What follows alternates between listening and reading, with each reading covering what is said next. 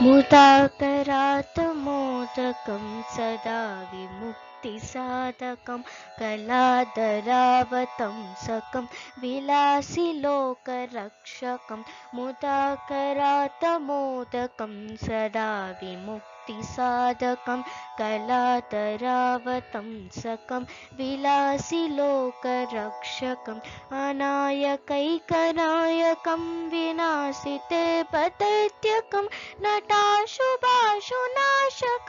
नमामि तं विनायकम्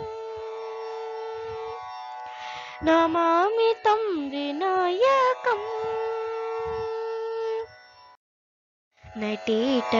नटेतराधिभीकरं नवोदितर्कभास्वरं नमत्सुरारिनिर्जनं नटातितापधुर्धरं सुरेश्वरं निधीश्वरं गजेश्वरं गणेश्वरं महेश्वरं समाश्रये परात्परं निरन्तरम्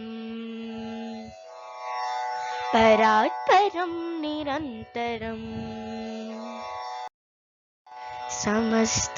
समस्तलोकशङ्करं निरस्तदैत्यकुञ्जरं दरेतरोदरं वरं वरेव भक्तमक्षरं कृपाकरं क्षमाकरं मुदाकरं यशस्करं मनस्करं नमस्कृतं नमस्करोमि भावरम् नमस्करोमि भावरम्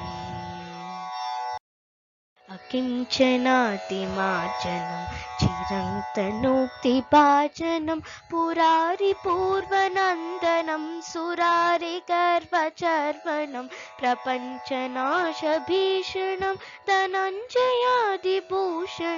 कपोलदानवारणं भजे पुराणवारणं भजे पुराणवारणम्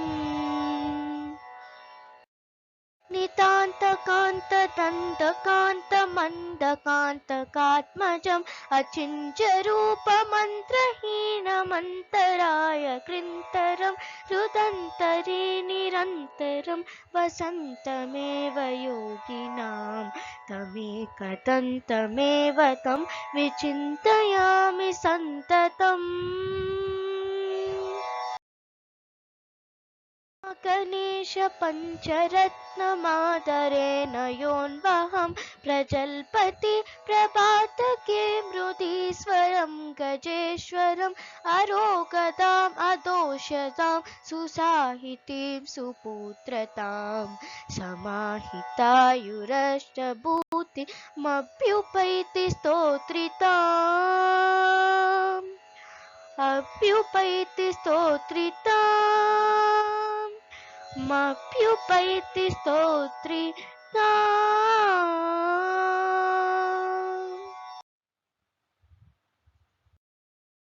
Thank you for watching and have a great day. May God Ganesh give you all blessings. Thank you. Share, subscribe, comment and like. Thank you. Bye.